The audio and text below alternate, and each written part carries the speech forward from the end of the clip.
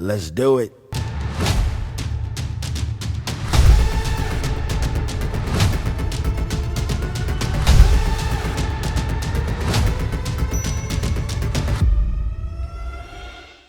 Hello again, you extraordinary subscribers. Welcome back, everybody, to the Hemingway Land YouTube channel. Hope everybody had a good National Donut Day last Friday. I was not here to advise you of the fact it was National Donut Day. I was not here the week before to advise you of the fast, rapid approach of National Donut Day. Nonetheless, hope everybody enjoyed a donut or more last week. I know I did. We got a really good property coming up today, guys. So much so that we're going to keep the jawboning to a minimum. That being said, I do want to take a moment. The prop spec part of this video that discusses the property specific part of the video that discusses the property coming up. There is an aspect of the property that I forgot to mention in that pre-recorded segment, guys. And so I want to take a moment to talk about it here. The property is in New Mexico, as you probably guessed. And I just want to advise all of you, if you're concerned about earthquakes, it's in an area that has not received any earthquakes. It's not been the recipient, the victim of any earthquakes. And I bring this up, guys, because the last time that we had a property in this region was about a year and a half ago. And a year and a half ago, of course, we posted all the videos on the YouTube channel, and somebody left a comment. Now, a lot of the comments on the YouTube channel, some of them are complimentary. Most of them are like, it's overpriced, this is a ripoff. Most of it's that. Most of it's, why would I want to live in a blue state? Most of it's that, okay? But sometimes we get compliments. They're very nice. I appreciate that. And sometimes we get comments like this. Not negative, not positive, just unusual. And so I just thought I would take a moment to show you guys this. So we posted this video, one of the shorts, and this person, Weekend Loving Gypsy 1737, commented, I was really interested in this, but I read up on the area, and I found out that area is more apt to have an earthquake than anywhere else in the U.S. Now, guys, I don't know about you, but I read that and I thought, really? This New Mexico? Really? Not California or like parts of Alaska maybe more likely to have some fracking intense area of like Oklahoma or Texas, something like that. Really? Like New Mexico, like western New Mexico. That's where you think there's going to be an earthquake. Well, anyway, so I attempted to respond diplomatically. I wrote, given the historical infrequency of earthquakes in New Mexico, especially of any destructive significance, I'd suggest your research is flawed. She then wrote back, pretty quickly I might add, when I get back in the house, I'll send you a link. Okay. Well, anyway, unsurprisingly, guys, that link never arrived. I don't know. Maybe she never got back in the house. Whatever the case, the link never arrived, but I'm glad to report that in the past 18 months, there have been no earthquakes in this specific region of New Mexico, the region we're going to discuss today. So if it is one of your primary concerns when shopping for land online, you will be glad to know. You will be relieved, guys. There have been no earthquakes here. I am not a seismologist, but I looked at this statement a year and a half ago, and I said, I think we're safe. I think everything's going to be good. And so far, I have been proved correct on that. So, just saying, guys. Another example of me being both always correct and seldom regarded. Just throwing that out there. Anyway, with all that said, guys, let's get to this week's special thanks. Special thanks to all our valued customers. Oh, here we go, guys. Special thanks. Before I begin, guys, it should be noted, forgive me in advance. It has been a while since I have read a list of names off a piece of paper, so I could be a little rusty here, guys. Could be a little rusty. Set your expectations accordingly. Here we go. All right. Starting off in New Mexico, more specifically Sandoval County, and more specifically still the San Pedro Tomato Estates. Our old buddy Jeff, returning customer Jeff, showed up, bought that new property out there that we listed just a couple weeks ago. Special thanks to Jeff. Should be noted, guys, that I did not expect that one to last long. That was a really good property. Sure enough, Jeff proved me correct. He picked up a good one. So, again, special thanks to him. Moving north into Taos County, a list of buyers, not from the past 7 days, but in recent weeks, sold some land out there to Brian, Brock, Andrew, Tariq, Josh, Robin, and returning customers Liz and Melissa. So special thanks to all of those, no doubt delightful people. Moving south now down into Valencia County, sold some land to Rain, Guys, let me tell you what Rain did. So we had 5 acres out there in Rio Grande Estates, priced at $8,000. It's on the website for the better part of the past year. It is very, very difficult. I'm not going to say impossible because there's 60,000 parcels in that subdivision, but it's very difficult to find 5 adjacent acres, much less in that specific part of the subdivision where you have to get them in half acres. So 10 adjacent lots. Whatever the case, we had 10 adjacent lots priced very affordably, guys, at $8,000. Rain, perusing the website exhaustively from what I can tell, was on the master information page, watched my 8-minute video, went to the spreadsheet, analyzed thoroughly, and discovered, oh my God, look at this, 5 acres for $8,000. Whatever the case, Rain placed the deposit on Thursday, paid it off on Monday. Good stuff. So special thanks to Rain. Finally, guys, do want to mention a new customer immediately has become one of the Hemingway Land All-Stars, Usha. Usha has, as of the time that I'm recording this video, purchased not 1, not 2, not 3, not 4, but 5 properties out in Rio del Oro, and there is word, there is talk, rumors abound, guys, that Usha will be purchasing more. Whatever the case, thank you to Usha for her 5 purchases so far. We very much appreciate our new buyer, and we appreciate her buying so many all at once. So, special thanks to all of those. Again, amazing, delightful, no doubt wonderful people, blah, blah, blah. With all that said, guys, let's get to this week's new property. Here we go. Take it away, video editor. All right, so over the years we have been in business, there have been a number of states, counties, and subdivisions that we have purchased land in. Some, like Tres Piedras in Taos County, really ended up capturing the imagination of our buyers. Others, like Grant County, not so much. But over the years, few have received as positive a reaction as what we experienced in November 2023 when we listed a property in the Wild Horse Ranch subdivision.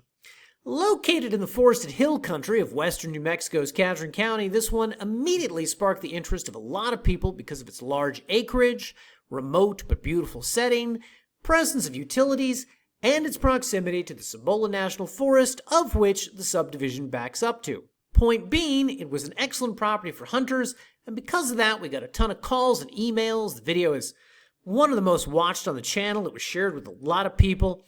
And ultimately, the property found a buyer shortly after it was listed in the spring of 2024. And since that time, I have been trying to buy out here again. And today, people, roughly 18 months later, we finally have another such property. In short, guys, get your checkbooks ready. Here we go. All right, so as noted, this one is located in Catron County, more specifically in the northern part of the county, just shy of the Cibola County line and the Cibola National Forest. More on that in a bit. It is part of the Wild Horse Ranch, a massive subdivision consisting of a couple thousand parcels, all of which are a minimum 20 acres in size. And because it is so large, it's a little hard to ballpark, but basically it covers roughly all the land you see here. Whatever the case, this region was clearly designed with the hunter in mind, the outdoorsman in mind, or just the person who places a very high premium on their privacy also in mind. And while this area is very removed and does not suffer from overpopulation, it does actually have a number of established home sites, some year-round, some seasonal, some nicer than others, and some like this, which indicates at least to me that there are a number of people who really call this area home. Now, the subject property is a nearly 30-acre, 28.4 to be exact, corner lot located right here where Ranchero Road and Cibola Canyon roads meet. And as you can see, the roads out here are shockingly well maintained. This one is Ranchero Road along the western boundary, and this is Cibola Canyon Road along the southern boundary. The property has power at the lot line along its southern boundary and underground utilities as well. Additionally, guys, another nice feature of land in this region is that all the properties have boundary markers and survey pins, meaning not only that your borders are clearly defined, but also that you won't have to spend a bunch of money getting them surveyed and staked. Furthermore, guys, it's worth noting that this property distinguishes itself from a lot of the surrounding land because it happens to be in this sweet spot where the elevation doesn't change all that much from one part of the property to the other. There's no hillsides, no cliffs, no arroyos, no densely forested areas, no part of the property that would prohibit development. It's largely flat with some nice pinyon, juniper, and ponderosa pine, while also boasting plenty of flat cutout areas, easy to park, camp, and build on. Now, a couple things I want to point out here, guys. So, first off, if we go back to the map, you will see that the closest town to this subdivision is Pie Town, down here along the 60, and as you can tell, these two things are not terribly close. Now, for the most part, the properties that we sell, they're pretty easy to look at a map and figure out how to get to the land. The Wild Horse Ranch subdivision, however, not as intuitive. So if you are so inclined to drive out and take a look at the property, and again, we encourage anybody who's going to give us this kind of money to go ahead and do that, want to give you guys a couple pointers for how best to locate the property. So, as with all of our listings, we have this Maps and Boundaries section, which includes this Google Maps tab. And if you click on that, and you click on this View Larger Map thing right here, it'll open Google Maps up in a new window. And from there, you can attempt to backtrack your way from the land to the closest main road, or if you like, you can start down here in Pie Town, head north on the 603 over here, and then try to figure out which of these roads branches off and leads you north into the subdivision. That, however, can be a little imprecise, so I will further advise that because this is one of the few properties we list that merits such a thing, if you come up here to the property details section and click on Access and Utilities, you will see that we took the time to create these turn-by-turn directions, which are linked here. Now, as always, guys, it's worth noting that sometimes driving directions can be a little better on paper than they are in real life, so I will further recommend the mapping app Land ID, which all of our photographers use to locate the properties they photograph. That app is really good, by the way, not only because it can locate the land and give you directions out to it, but because it can also help you to identify and walk the exact boundaries of the property. Whatever the case, long story short, if you do want to go scout this property, we highly recommend that you eyeball the map for a while, print out the driving directions, and download a mapping app to your phone just so you don't get lost or stuck. Either one or all three are strongly advised. Next, when it comes to what can I build here, how long can I camp here, so on and the like, it is important to note that Catron is one of the counties in New Mexico that has no formal county-wide zoning and instead defers to towns, municipalities, and owners associations within its borders to make their own rules. Wild Horse Ranch, for as rural as it is, does have an owners association that collects annual dues and enforces covenants and restrictions. Now, you can learn more about both things by coming back to our property details section, clicking on the zoning and restrictions tab, and reading up on both. It's here that you can learn that the annual dues are $125 and they cover mostly road maintenance fees, and you can click on this document and read the covenants and restrictions that govern this area. Now, notable restrictions enumerated in this document include single-family residences must be at least 800 square feet in size. Mobile homes must be at least 500 square feet in size. Mobile homes cannot be older than 10 years. Mobile homes must be skirted or have a porch installed within 90 days from the time they are placed on the property. RVs, camper units, and tents may not be used as permanent structures, but may be used recreationally for up to 90 days at a time. Now, before anyone gets too in their own head about this, let me make this real easy on you. If you are a developer who has purchased tens of thousands of acres of land in rural Catron County and has then gone on to divide everything up into 20-acre ranchettes, and you have bothered to stick around, live there, form some sort of association that is in charge of the region, in all likelihood, you are what we will call a small government type. So in all likelihood, if you purchase land in this region, there's not going to be a representative from the Owners Association showing up every second Tuesday to inspect your property for weeds and then fine you accordingly. I have dealt with owners associations like that. This is not that. They collect money for road maintenance, because my guess is you wouldn't be able to get out here half the year if they didn't.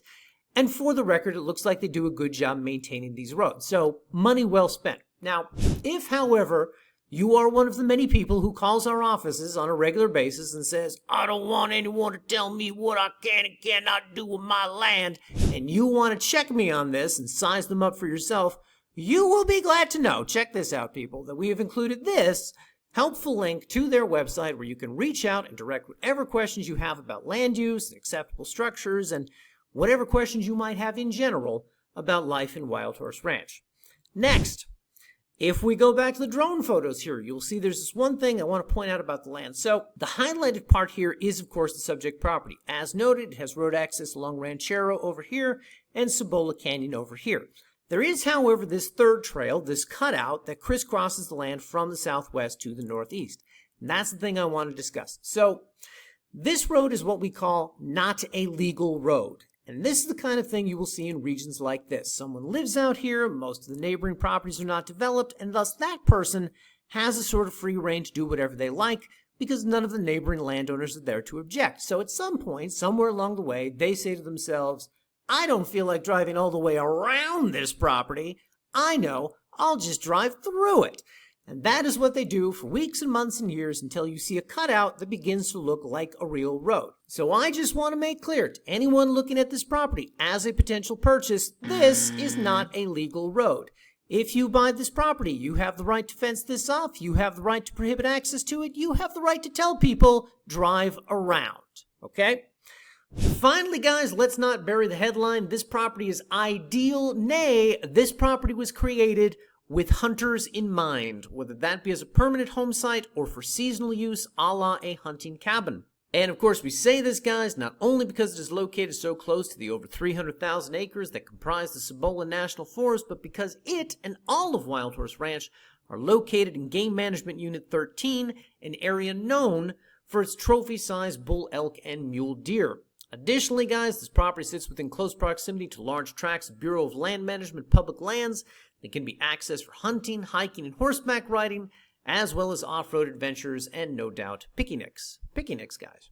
Now, it should be noted, if you take a drive out to Wild Horse Ranch, you will see signs like this posted around the community which evidence the many types of wildlife that call this area home. You will also see some of that aforementioned wildlife roaming about the community. And along with that, you will also see some no hunting signs. Now, a lot of people get confused by this, so I just want to make clear. Even though this subdivision is remote, even though all the parcels are very large and many are not being used, and even though this entire area is surrounded by national forests and public lands, this is still a residential subdivision. And because no one wants to be sitting on their porch and get accidentally shot by some neighbor discharging a firearm in the general direction of some furry critter, hunting within the community is forbidden. Nonetheless, drive about a quarter mile away and you'll be in one of the many areas where hunting is permitted. So, an important distinction to keep in mind. Anyway, guys, if you would like to purchase this property, you'll be glad to know it is priced at a more than reasonable $35,000, and you'll also be glad to know that as with all of our other properties, you can begin the purchasing process by going to the top of the listing page here, clicking the Buy Now button, and placing a non-refundable $500 earnest money deposit on the land. After that, you can fund the remainder of the transaction through title and escrow, which we recommend, or you can pay us directly via credit card, wire transfer, or cashier's check. The choice, people, is entirely up to you. With all that said, going live on the website next week, nothing will be going live on the website next week. It's taking a while to ramp up the acquisitions pipeline, everybody. It's going to be a while before we get back to weekly property debuts. That being said, I will be back on the channel next week with a channel update, a business update, and a major announcement, which should help to explain where I have been over the last few months, to explain my absence, if you will. More importantly, however, it is a remedy to a problem that we have had with the business for the better part of 8 years. It will fulfill the request, the most requested request that we get from you, our buyers, our loyal customers, and viewers over the life of the business. And I am looking forward to announcing it next week, to discussing it, and to answering any and all questions that you guys have about it. So, until such a time, everybody, have a great week. If you're a father celebrating Father's Day this weekend, happy Father's Day, and I will see you back here in our next video.